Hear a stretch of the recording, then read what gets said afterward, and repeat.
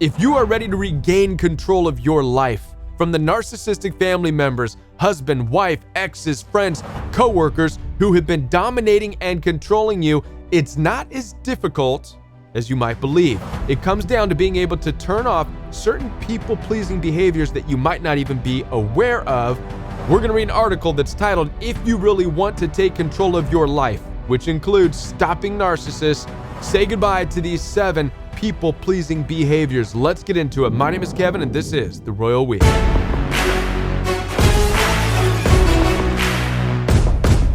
Now, before we dive into this article on 7 people-pleasing behaviors that you must stop in order to regain control over your life, especially when you deal with narcissistic people, let me remind you that I'm here to support you. Down in the description box right below this video, you'll find access for one-on-one appointments with me.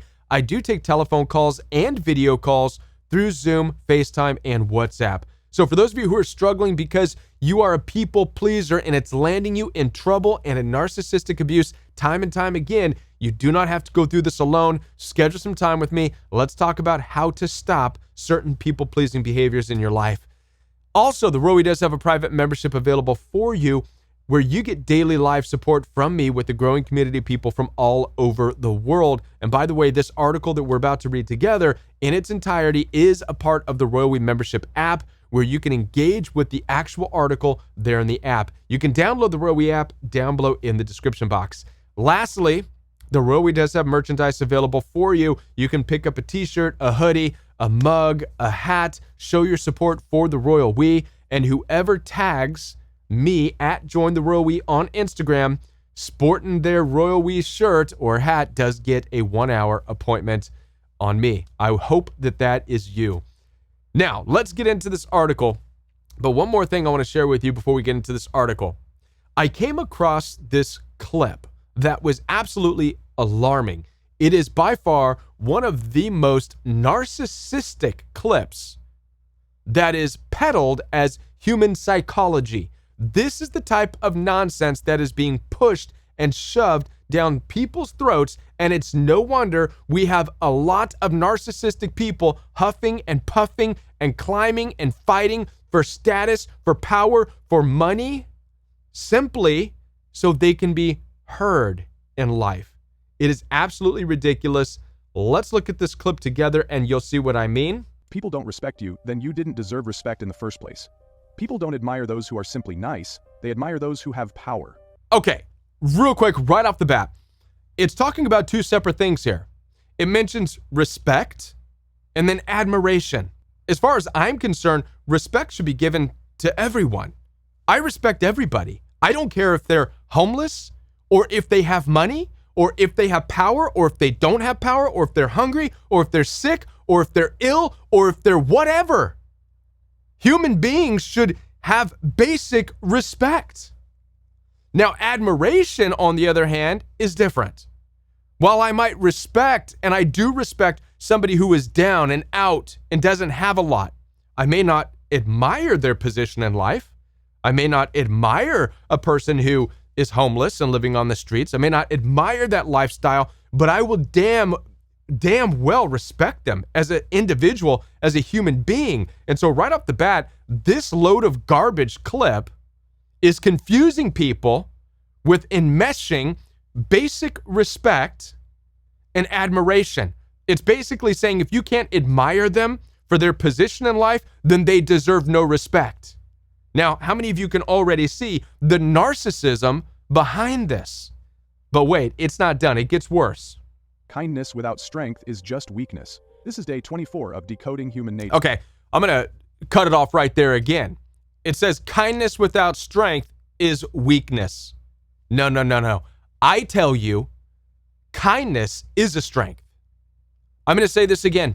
Kindness is a strength, especially in this day and age that we live in with narcissistic bullies everywhere. As a matter of fact, we're coming into an era where we're looking at the bullies and the loudmouths and the arrogant narcissistic people as being the weaklings, because they are. They're loud, they're arrogant, they're rude, and they're mean, not because they're strong. Their absence of kindness makes them cowards. They're weak. Narcissistic people are weak, according to this nonsense being pushed out there as human nature, human psychology, this would have you believe that kindness is a weakness. No, no, no, no, no. Let's go on. Human nature isn't built on equality, it's built on dominance. Look around. The ones who command respect aren't the friendliest, they're the strongest. In every social structure, power determines who is listened to, who is followed, and who is ignored. It's why people The loud, aggressive people, sure, they might grab people's attention temporarily, but eventually everybody gets tired of their loudmouth aggressiveness. Nobody truly respects them. Nobody. This is why this is garbage. This person or whatever this is peddling this idea that kindness gets you nothing in life and loud, rude, arrogance, narcissism is what gets you what you want. Well, this is why most narcissistic people have failed relationships over and over and over again, broken relationships, because nobody truly respects them. They get a fake respect. People pretend to respect them. That's what this is missing. We have to be aware that that nonsense is being pushed out there. Anyways, I digress. Say goodbye to these 7 people-pleasing behaviors. And now you can still be a kind person, but get rid of the people-pleasing behaviors, because it's the people-pleasing behaviors, especially with you empathic people, that oftentimes land you not only in abusive relationships, but in a place of bitterness, resentment, and anger and frustration, not because of how the narcissistic people have been treating you. Because narcissistic people are just like that video clip in the beginning. They're loud, obnoxious, arrogant, and that's not really what upsets us. What upsets us is the fact that we stayed in relationships trying to please these people, trying to win these people over, trying to fit in, trying to get along with, trying to make them happy, trying to be accepted. All of this stuff, all of this people pleasing in order to find a spot within people that we don't need to be with, whether it's family, a potential husband, a wife, or maybe your actual husband, your actual wife. That's right. Many of you have been married to a person you shouldn't be married to. Now, that's not to say that you haven't had children and God hasn't blessed you through the marriage by having children, but still, you shouldn't be with that person because you're nothing alike, right? And you've just been people-pleasing your way through the relationship, and eventually you're exhausted. Not only are you exhausted, and not only are you broken, but you're angry, and you're bitter, and you're resentful. Why are you so resentful? Is it because of their behavior? Kind of. It's kind of like a 50-50% thing. You're 50% angry with them because of their behavior, okay? But you're 50% angry with yourself because you kept people-pleasing, you kept trying to stay in it, you kept living under this idea of fighting for the marriage or fighting for the relationship or fighting for your family, which has just been confused. Really, all you were doing was fighting with your marriage, fighting with your family, and that's completely different. All right, let's get into this article and see what it has to say about taking back control of your life, saying goodbye to at least 7 people-pleasing behaviors. Let's see if we agree with this article together, beginning with number 1. The first people-pleasing behavior that has got to go is being able to say no. So one of the people-pleasing behaviors that we all struggle with, I struggle with this too, is saying yes when you really want to say no. There is power in being able to say no. Why do we say yes when we really want to say no? Well, if you're anything like me, when I was dealing with the narcissistic in-laws, I said yes a lot when I really wanted to say no, especially when it came to hanging out with them and being with them. And there was a few different things going on. First of all, I did want to try to fit in with them. After all, I was married to one of their siblings, and so I was under the impression that it's only right for me to try to get along with the in-laws, even though I was the only one trying to get along with while I was being demeaned and devalued, and really they were just they were pushing me right out the door, okay? So yes, I was in a way saying yes, even though I didn't really want to go. It did start to get to this place where I absolutely did not want to go. The other thing is that I also wanted to impress the mother of my kids at that time. I wanted to do it for her as well. I mean, what kind of husband would I have been if I would have said, no, I don't want anything to do with your siblings and your family, blah, blah, blah. I didn't want to be like that. So I had all of this outside pressure causing me to say yes, to show up for these people, even though I stopped wanting to. Everything inside of me, my discernment, everything was saying, Kevin, it's not a good relationship. It's getting toxic. It's going to get worse. Stop going around these people. And so what happens when we go against ourselves is we do start to grow in resentment. We do start to become more angry. And as I said before, it really doesn't have anything to do with their behavior. At some point, it's because we are crossing ourselves. And at the end of the day, we have to look in the mirror with our decision. Whether we show up for narcissistic people or we don't, we have to look in the mirror. And what happens is if we don't want to, but we do it anyways, and we look in the mirror, well, now we have to question ourselves. Why did we do that? Why did you do that? You knew what was going to happen. You know it's not going to change anything. You know they're mean. You know they're nasty. Why did you do it? You exhausted yourself. You broke yourself again up against these types of personalities. And so it's super important that we learn the value of being able to say no. And then also, we have to break the fear that it's going to anger these people. A lot of times people will say, well, I don't want to make them angry. I don't want to make them upset. Here's the truth. Narcissistic people are going to be upset whether you go or don't go. Right? I've experienced this, and I coach people through this. Anytime they say, well, I don't want to make them mad, I don't want to make things worse, I ask, listen, even if you do go, don't they treat you like crap anyways? Yes. Okay, well, what difference does it make? At least if you decide not to go, you know within yourself why they're treating you like crap. They're treating you like crap because they can no longer get you to go. Well, that makes sense. What doesn't make sense is when you continue to show up, continue to try to people please, continue to try to give, and they're still treating you like crap. That doesn't make sense. This creates cognitive dissonance in your mind. After all, you're trying to do the right thing, and they're hating you for it. And so it causes confusion, it causes exhaustion, and then you're back looking at the mirror saying, why am I confused? Why am I broken? Why am I exhausted? Why am I experiencing cognitive dissonance? Why am I ruminating about what I would have, should have, and could have said? Listen, you wouldn't be ruminating about what you would have, should have, and could have said to the narcissistic people had you said no to begin with. So I challenge each and every one of you watching this video right now, learn to say no and let those narcissistic people be angry that you said no. Because at least you know why they're angry and it doesn't matter anyways. But say no. No, I'm not showing up. Sorry, not sorry. Right? Don't call me, I'll call you. No, not showing up. All right, moving on to number 2. The next people-pleasing behavior that you've got to get rid of in order to regain control is apologizing for things that are not your fault. Absolutely. I feel as though we have got to stop walking around saying, I'm sorry. We become a society of people, especially empaths out there, who say sorry for everything. Somebody's telling you they had a bad day, and you're like, I'm sorry. Someone tells you that they lost their job, and your first response is, I'm sorry. We've got to stop saying, I'm sorry to people. Here's what happens when you say, I'm sorry to people. You're assuming responsibility for their pain.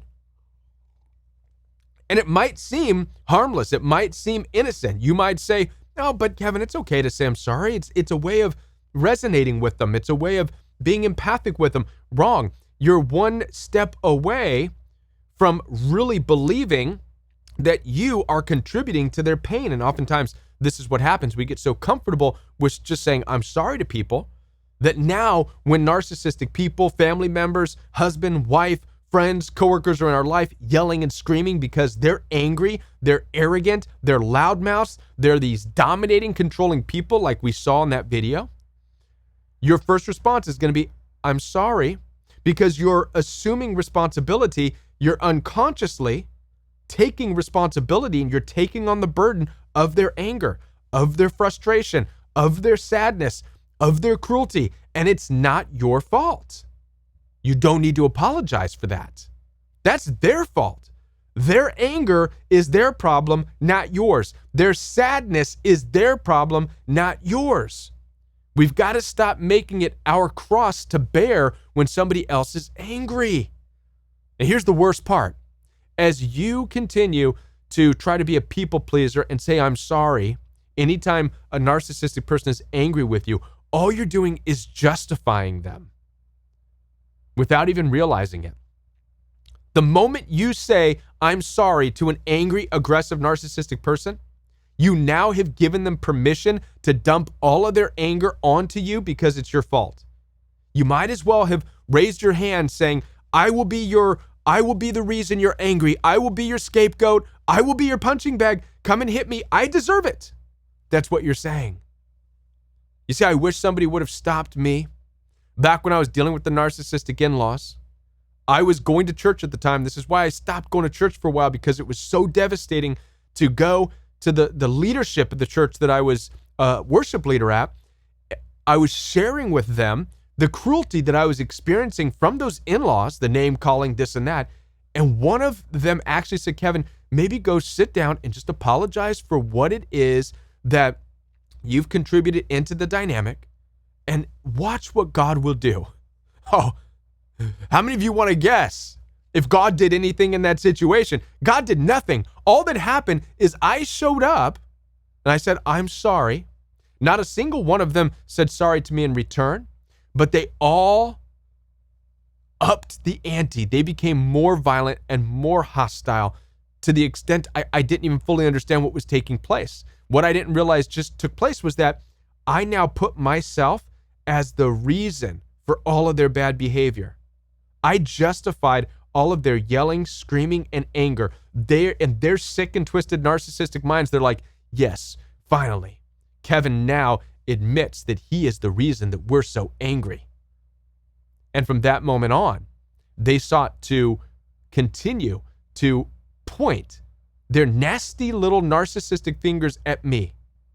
Because for narcissistic people, it's easier to do that than it is for them to look in the mirror and look at the tragedy that is their own life. Mind you, one of it was a girl in that narcissistic family that was really just criticizing me, ridiculing me, calling me arrogant and selfish and judgmental and blah, blah, blah. All this stuff. A fool, blah, blah, blah. And this person's life was upside down mess. Divorced before her 22nd birthday, right? I mean, and I'm not even going to go on with all the crap and the garbage and the misery that they lived with in their life. But rather than look at themselves in the mirror, me apologizing to them gave them something to point at and say, you're the reason I'm so upset. It's not my life. That's what they're saying. That's what narcissistic people do. They don't want to look in the mirror and say, it's my life. That's why I'm upset. No. They want somebody else to be upset with. And the moment you start apologizing, that person becomes you. So I tell you, stop apologizing. Never apologize for somebody else's anger or their cruelty or their sadness. Never apologize unless you walk away from a situation and you feel like you've done something wrong. Whether they're angry or not, that's the only time you should ever apologize. Never apologize because somebody's upset. All right, now getting into number 3, basing your self-worth off of other people's approval. Yes, it is very common that we like to seek approval in this life. To some extent, we need approval. This is how we know if we're doing good or if we're not doing good. But the one thing that we should never do in any group or any community is base our self-worth off of other people's approval. And the simple reality is because other people will never, I repeat, they will never validate your self-worth. They will approve only of what benefits them. I'm going to repeat this again. In this world, people will only approve of what benefits them. So if you're not benefiting them, they're not going to approve of you. So what ultimately ends up happening is if your self-worth is based on other people's approval, well, automatically you're going to be doing what? You're going to be people-pleasing so that you can gain their approval. And what you're doing when you're people-pleasing to gain approval is you're ignoring who? That's right, you're ignoring yourself. You're no longer putting your needs out there. You're no longer voicing your concern. You're no longer seeking joy and fulfillment. You're no longer having your needs met. You're seeking approval, and so you're constantly people-pleasing, which means your self-worth is deteriorating. When you start to value yourself, when you start to find your own self-worth outside of people's approval, what you're going to notice is that you're going to stop getting outside approval. Okay? And the reason is because you're not going to be benefiting them anymore. And that's fine. I believe everybody needs to go through this phase where you stop seeking other people's approval, find your value, find your worth from within, who you are. Then you can go back to contributing to society and people, not because your self-worth depends on it, but because you are overflowing.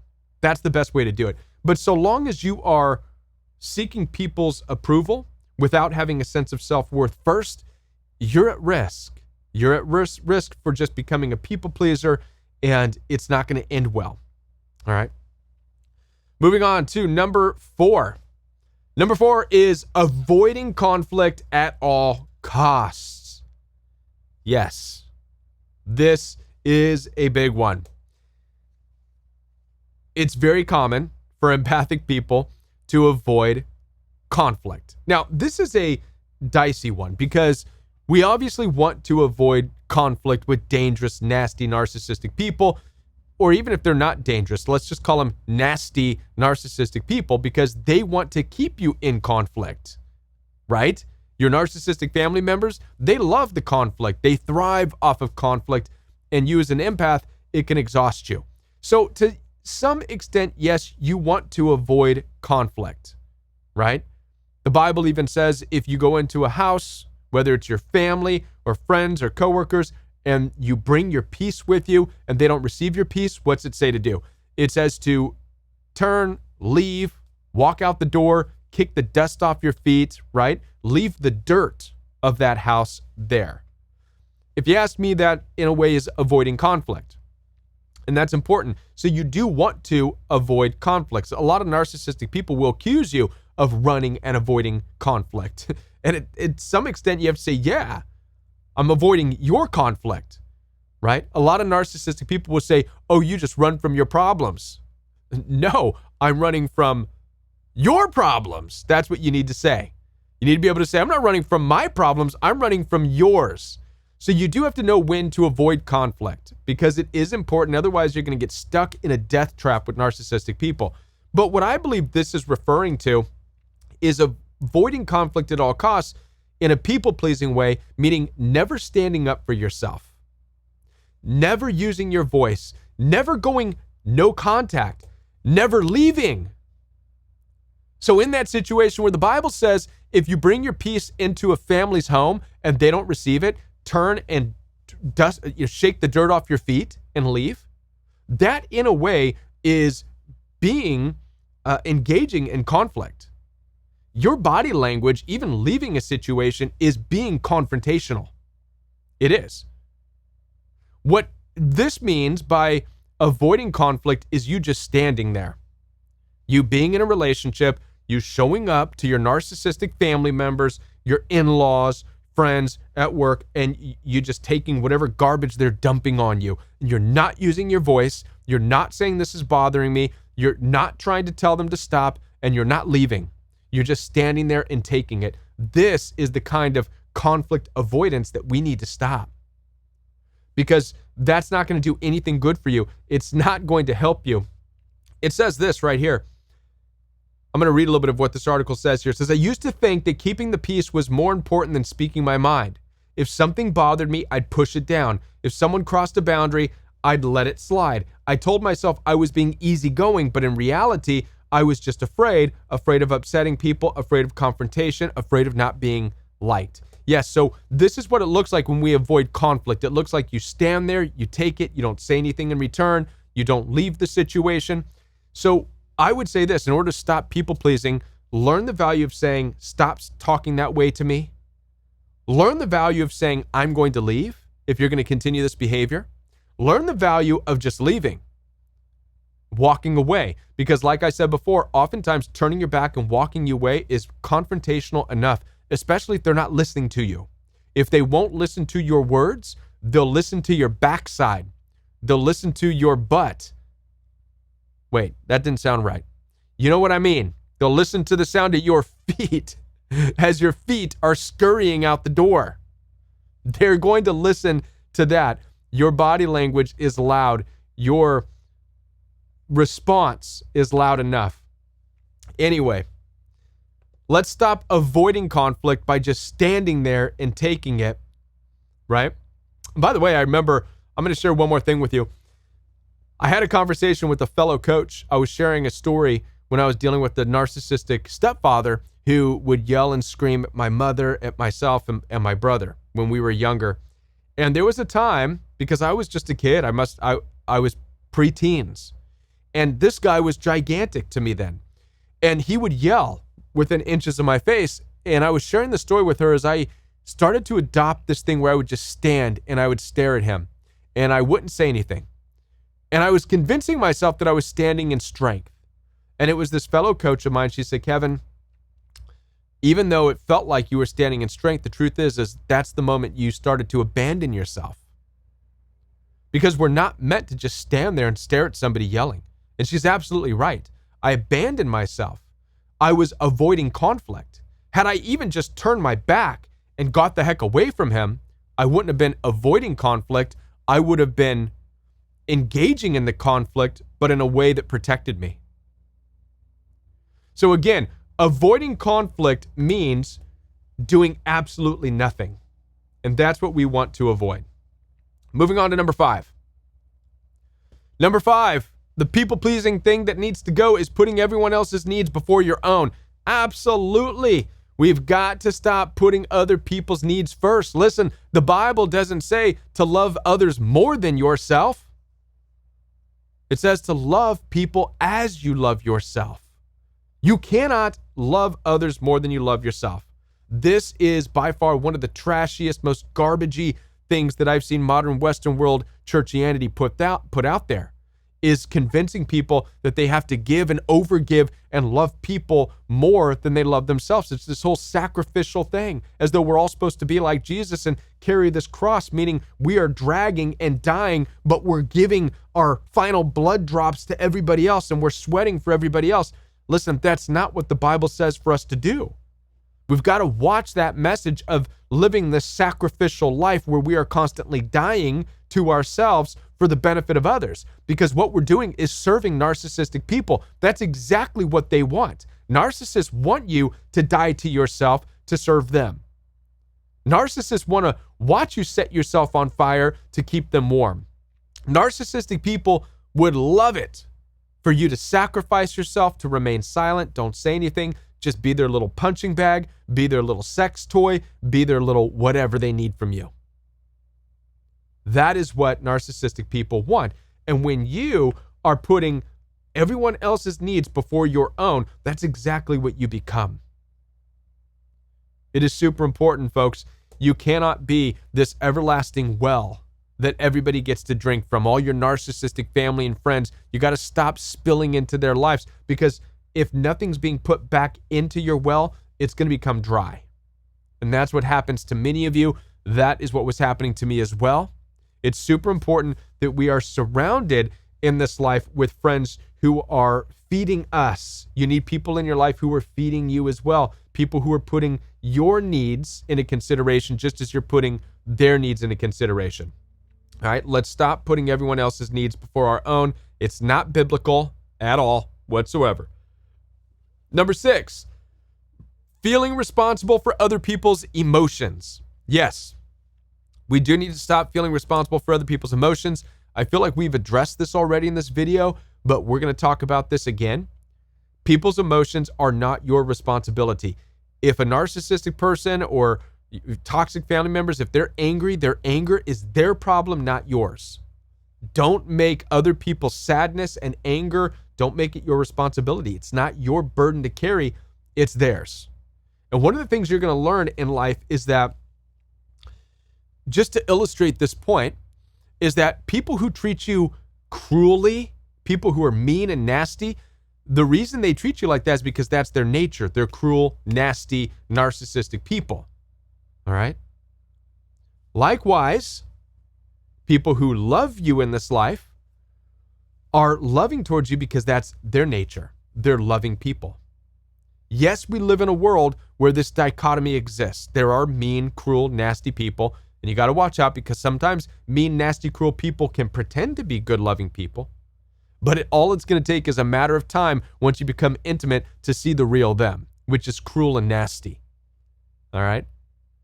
This is why it's important to take your time in relationships and get to know people so you can see who really is loving constantly and who is fake loving and then becomes nasty. All right? Now, moving on to the final one here. Number 7 is the people-pleasing behavior that you need to get rid of is changing who you are in order to try to fit in. Yes, absolutely. It says this. It says, there's nothing more exhausting than constantly shaping yourself into who you think people want you to be.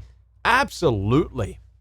Now, typically we talk about narcissists as being shapeshifters, and they are. A narcissistic person will go from church and they'll put on their Sunday best and sit in the pews and act all Christian-y and woo, I'm at church. And even though I'm a psychopath and I yell and scream at everybody in my house and neighborhood, I'm in church hearing how much Jesus loves me today and how much I'm forgiven, woo, right?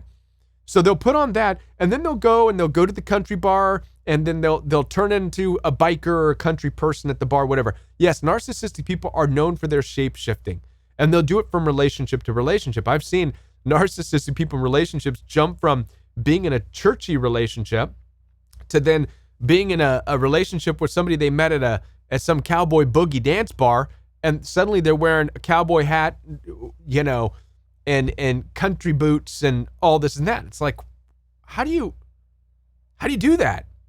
How do you shift lifestyles, right? So yes, narcissistic people are known for doing that.